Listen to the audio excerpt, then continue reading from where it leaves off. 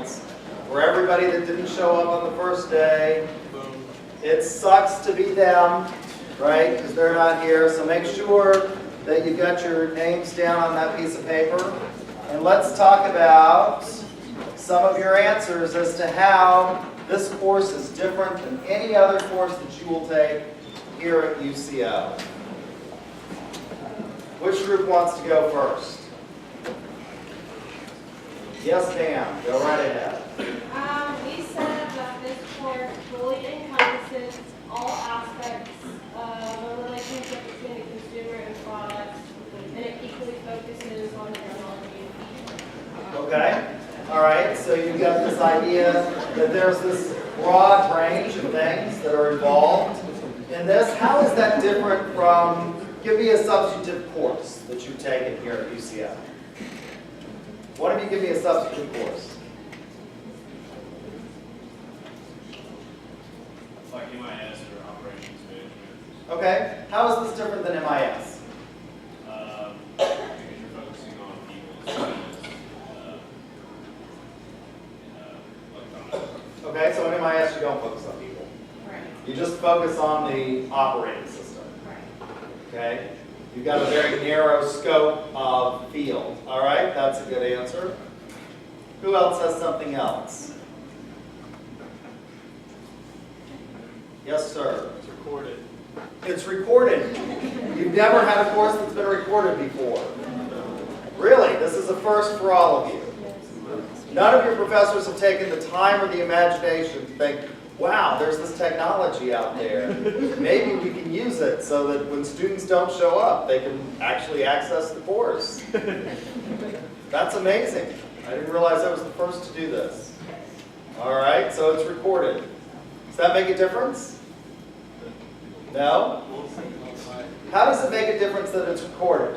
I think as a class, you're able to, hopefully, if it's up to time, be able to catch up before the next class period. Okay, yeah. That's our goal, is we're going to try and get them up on YouTube so that you can get them before the next class period, so if you miss it. Does that inhibit you in any way, the fact that it's recorded? Maybe not show up to class. Maybe not show up to class? You know, you can access it online. I can guarantee you're going to show up to class. Or you're not going to do very well. Right? Because I've got that, I figured that out. When I started thinking about this idea for this, I thought, you know what this is going to encourage everybody to do? Not come. So there's points in the syllabi that you're not going to be able to get unless you're actually sitting here in class looking at my bright and shining face. But yeah, that is one of the things that I thought about in delivering this service to you, is how many of you would take advantage of the alternative delivery method and just not show up? And what could I do to overcome that problem? All right? Who else came up with some other ideas as to how this is different? Yes, ma'am. We've never taken a class with this selection of students. You've never taken a class with this selection of students. Yeah, absolutely. This is a totally different classroom than I had last semester, even though I taught at the same time in the same room. It's a totally different set of students, totally different sets of perceptions, and that brings something unique into it, doesn't it? No class is exactly the same. Students oftentimes say to me, and my friends say, do you get tired of teaching the same classes over and over again? And I say, I never teach the same class twice. It's always different, because what people find interesting, what they'll comment on, the things that they'll want to talk about in this class are different. So, and how is that important? Well, how does that relate to marketing?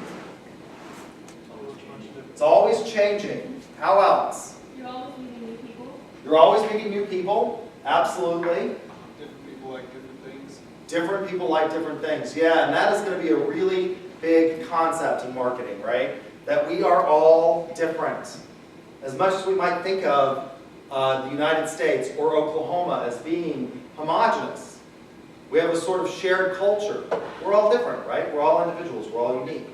So that's a good idea. How else? Who else has an idea? I've heard from 3 groups. There's got to be more out there. We've never taken a class with groups set on the first day that emphasizes communication and networking. Okay, all right. You've never had a class where they came in and said on the first day, before they handed you the syllabi, get in a group and start networking. Is that different? Is it unsettling? No? Annoying? All right. What else? The largest class I've taken in UCF. It's the largest, we don't have a lot of large classes here at UCF. And how is that important from a marketing perspective, that we don't have a lot of large sections at UCF? How might that be important from a marketing standpoint? Diversity? Diversity? Okay. Does that increase diversity or lessen diversity since we don't have large sections? You think it lessens diversity? Okay. Coming from a small town, it kind of makes me feel more comfortable if there's smaller classes, because I'm just used to smaller groups of people. Okay. Yeah, absolutely. When I went to OU, my first year as a freshman, many years ago, I walked into my first class on campus, and it was in an auditorium-style lecture hall, kind of like this, except even larger. And there were 450 people in that lecture hall, and I hadn't graduated with 450 people. I came from this little tiny town north of Oklahoma City called Guthrie, and there were about 200 people in my graduating class. And that was really unsettling. Now, from a marketing standpoint, how might that be good for UCO, that we don't have a lot of classes like this? Lower teacher-to-student ratio, which means what? More attention. Yeah. In most of our classes, our teachers are able, does that differentiate us from some of the larger R1 institutions in the state? Okay? Is that important? Okay? All right? What else have we come up with? I haven't heard from you guys in the back row back there. Tell me what your ideas are. Never had a teacher with a bow tie. You've never had a teacher with a bow tie. No. This is a first for you. You like it? Yeah. I love my bow ties. I have 85 of them. And you'll get to see a lot of them throughout the semester. I am a lawyer, and so the court rules say that men have to wear a coat and tie to court. And I think a tie is a completely superfluous article of clothing, right? It doesn't do anything. Why do we wear it? It's because it's kind of tradition.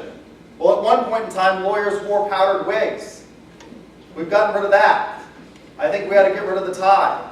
But they won't let me, so if I'm going to wear a ridiculous article of clothing, I'm going to wear something completely ridiculous. You know? George Will ridiculous. All right? What else?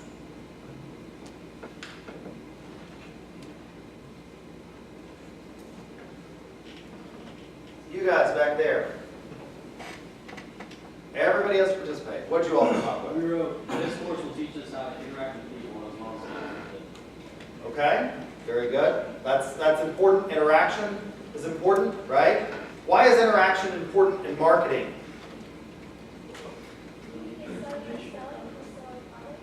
Okay, yeah, you absolutely have to have it, that kind of interaction, to sell a product, to market products, to understand how to buy them, even. You're going to have to interact with people, right? Even at a very low level.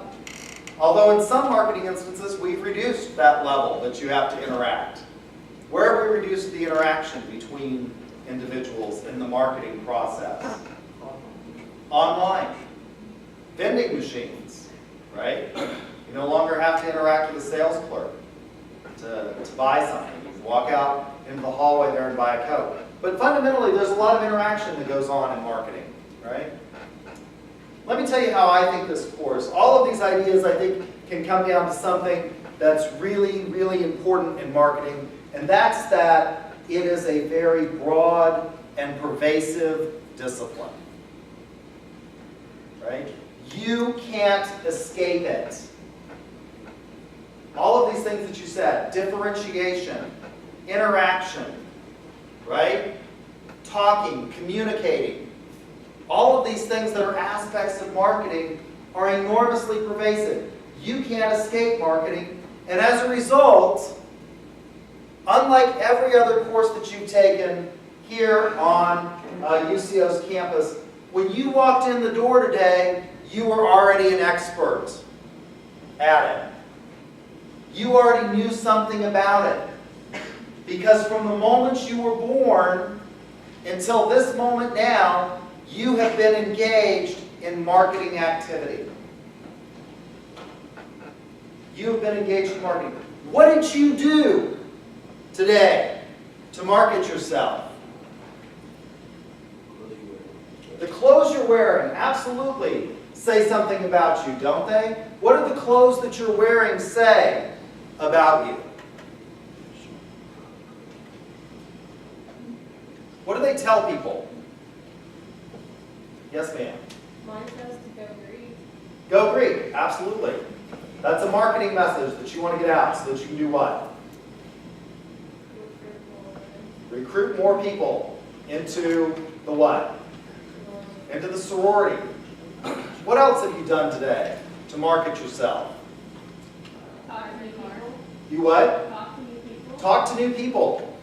Sure. One of the things I told you is you're going to have to work in groups in here. You're going to have to like people. Now, you're going to have some opportunities throughout the semester to vote people off the island if you decide you don't want to work with them. Right? But, you know, it's important. There's a group project that's going to be a substantial part of your grade. You're going to have to talk to people, so that's marketing. Right? Everything you've done, whether you consciously thought about it or not, has largely been marketing today.